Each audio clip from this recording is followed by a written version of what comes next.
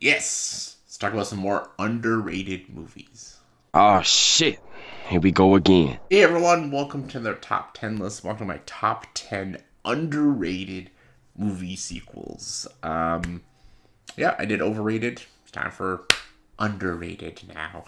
Movie sequels that I guess they just don't get a lot of love. Some of these movies maybe made some pretty good money at the box office, but I feel like a lot of people just don't talk about them enough, or people just don't care about them, or they just think other films are just better. And to me, I think these movies just deserve just a little bit more love and care. So let's get to it. Top 10 underrated movie sequels, in my opinion. Boring. Number 10, Aladdin and the King of Thieves, the straight to DVD sequel to Aladdin. Well, the sequel to the sequel, Return of the Jafar. Return of Jafar was okay. This one brought back Rob Williams as the genie. He's hilarious. This one focuses on Aladdin and his father, and I enjoy it. I enjoy the father son dynamic in this movie, even though Jasmine doesn't really have a lot to do, which sucks because Jasmine's a great character. But the songs are nice. I enjoy them. I felt like it was a worthy sequel, other than like Return of Jafar, which I thought was like you can tell that movie was like a build up to the television show of Aladdin. This one actually felt like a real sequel, even though it was a straight to DVD sequel to Aladdin. But I enjoy it. I think more people need to give it a love. I know a lot of '90s kids grew up with this movie, but I feel like the younger generation don't really watch it, and maybe now they're watching because Disney Plus. But it needs more love. King of Thieves. It's great. It's great. Number 9 is D2, The Mighty Ducks. I think the Mighty Ducks movies in general are just underrated. I enjoy the Mighty Ducks movies, but D2 is a legit great movie. I actually will stand by that. This movie's very good. I think I love that it's about Gordon Bombay. He's teaching more kids to become Team USA. It's not just the Ducks. It's new kids in different parts of the United States. The hockey sequences are really good. It's not as slapsticky as the first one, and it's great. It's also all about Gordon Bombay getting fandom and kind of getting to his head and stuff. And it opens with him trying to get into the NHL, and he gets injured and stuff. I enjoyed it, and all the kids are back, and they're great. And it's always been like a childhood favorite. This movie, 'cause I was a huge like hockey fan. I was a hockey player as a kid. And D2 The Mighty Ducks was always like my go-to movie. I watched the VHS tape of this on repeat. It's a great movie. I still watch it every year. I always have fun with it. Next, we're going to Pirates of the Caribbean. Pirates of the Caribbean at World's End. I feel like the first one obviously is a loved Pirates of the Caribbean movie. Dead Man's Chest. I think majority of people enjoy Dead Man's Chest. I still think Dead Man's Chest is a tad underrated, but I think At World's End I'm gonna go a little more underrated because it was more like thrashed by the critics and stuff. But I enjoyed it a lot. I thought it was a.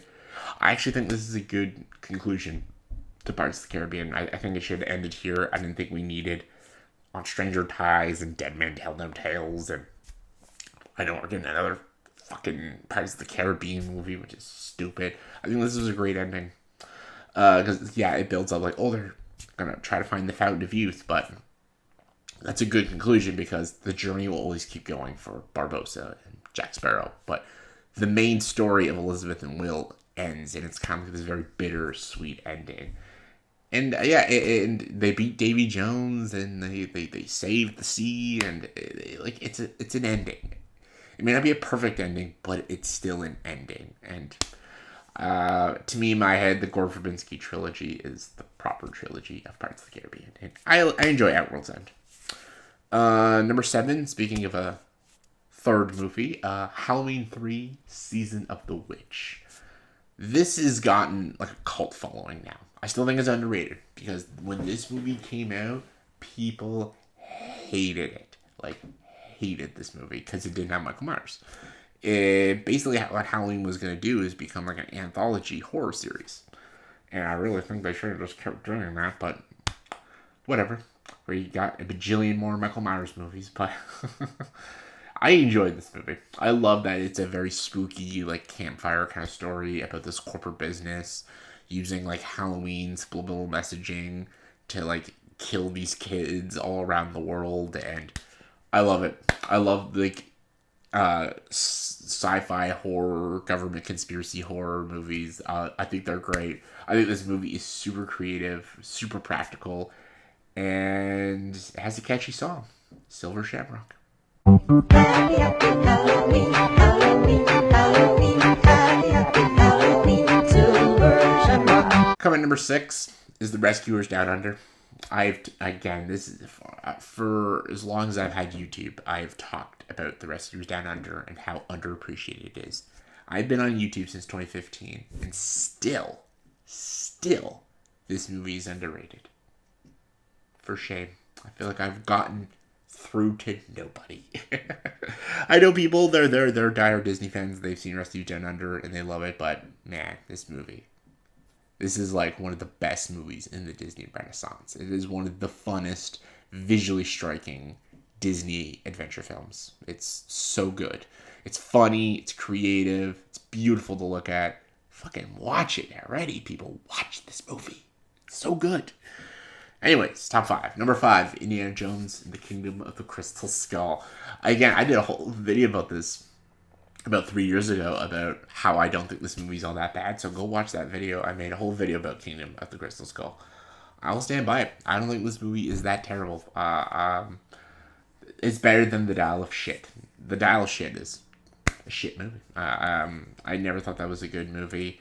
I did a whole review of that, and a lot of people disagreed with me. I know James Mangold directed that movie, but that don't mean dick. I think this Kingdom of the Crystal Skull, I think it has a lot of issues. And there's a lot of unnecessary CGI. And, of course, the refrigerator scene is stupid. Of course it's stupid. But the real practical things, like the real car chasing scene is really cool. The hand-to-hand combat's really cool. And, yeah, I'll say it. I don't hate Shia LaBeouf as Mutt Williams. I don't hate him. I think he's fine. I like his back and forth with Harrison Ford. And Harrison Ford is old in this movie, but it doesn't show that much. It really shows in The Dial of Destiny. Like, it really shows in that movie. And I like that Marion's back in this movie, and yeah, she's great. The only things I didn't like, Kate Blanchett was and Ray Winstone was, you could have taken him completely out of the movie. But again, I like that they chose like a sci-fi route and alien. They're looking for the skull, and it's an alien that crash landed on Earth. I think that's cool. It's very Spielberg. So Indiana Jones is only good when you have George Lucas and Spielberg at the helm. That's the ultimate team, and that's why Dial of Destiny is terrible. And Kingdom of the Crystal Skull is not as bad as people say. So I'm just saying. I know. Call me a liar. I don't fucking know. All right, number 4, The Color of Money. Martin Scorsese's The Color of Money. And I know a lot of film aficionados love The Color of Money. They think it's a great movie. Paul Newman, he won that damn Oscar for this movie. But again, it's not a talked about movie a lot. I've talked about this movie in front of a lot of people, and people have no idea what I'm talking about. I feel like movies about billiards and pool, people just don't know about it. Even like The Hustler, that this is a sequel of, I think that's even underappreciated now. Like, older people know what The Hustler is, but not the young people. But The Color of Money, I love The Color of Money. I love Paul Newman, Mary Elizabeth Mastrano, and Tom Cruise in this movie. I love movies about hustling and stuff. It's great. I just think more people need to check it out. I think it's Scorsese's one of his underrated films. So yeah. All right, number 3. I don't know if this is a sequel. It is kind of a sequel, but it's also like a spin-off. I'll count it anyways. I don't give a shit. The Wolverine. The Wolverine, directed by James Mangold. Obviously, Logan. Everyone loves Logan. I love Logan. It's a great movie. But The Wolverine, slept on. This movie clearly was intended to be an R-rated, like, samurai story, which would have made it a lot better. But I enjoyed this movie. I really do. I love Hugh Jackman in this movie. I'm very invested with the story about it. He's almost kind of like giving up on his life. I love his chemistry with the girl he meets in Tokyo. I love the girl. I forgot her name. The girl with the pink hair and the sword. She's awesome. Yeah, I love the action sequences, and I was very invested with this story. I love the score, and I love the music. I love the ending, how it builds Stacy Fisher's past. I think this is a great movie.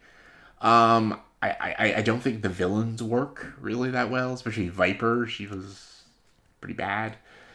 But I still think it's a solid movie. And I feel like just nobody talks about this movie. Just no one talks about it. And they should. It's pretty good. All right, number 2. Harold and Kumar Escape from Guantanamo Bay. I feel like every time people talk about Harold and Kumar, they just talk about Go to White Castle. No one talks about the sequel. They don't talk about Escape from Guantanamo Bay. This movie is so funny. I think it is actually funnier than the first Harold and Kumar movie. I love Harold and Kumar Go to White Castle. I think the movie's great. I think Escape from Guantanamo Bay is funnier, though. I think it has so much funnier jokes. It's just so much more insane and crazier. And I don't know why this scene always makes me laugh. Ask the leads what they know about their son's terrorist activity. 네가 아들이 그래서 뭘 하고 안 한 줄 알아. Look, we've been American citizens for over 40 years. Now, frankly, I find this very offensive. They're using some sort of dialect I've never heard before. But I'm pretty sure he said something about going on the offensive. Yeah, I know. If you didn't find that funny, then there's something wrong with you. I don't know. Number 1. Blade Runner 2049. I might as well just go with Blade Runner 2049. Every Blade Runner just seems to tank in the box office. I feel like when this movie came out, other than like the film enthusiasts, they're the only ones that gave a shit. Because I feel like everyday normal people, no one gave a rat's ass about Blade Runner 2049. I did. I loved it. I think it's an amazing movie. I think people who've seen it and watched it think it's great. Just regular people don't know what it is and don't give a shit about it. Like, I work with a bunch of people and I talk about Blade Runner and Blade Runner 2049, and none of them know what those are. And like, I know you guys watching, you guys are all film buffs and love movies and stuff. But like, you talk to just normal, everyday, average Joes, and you say, "Hey, Blade Runner 2049," they'll be like, "Oh yeah, what was that again? I don't know. That Harrison Ford movie, right? Yeah, I didn't see it." I just feel like the general public, people need to watch Blade Runner 2049.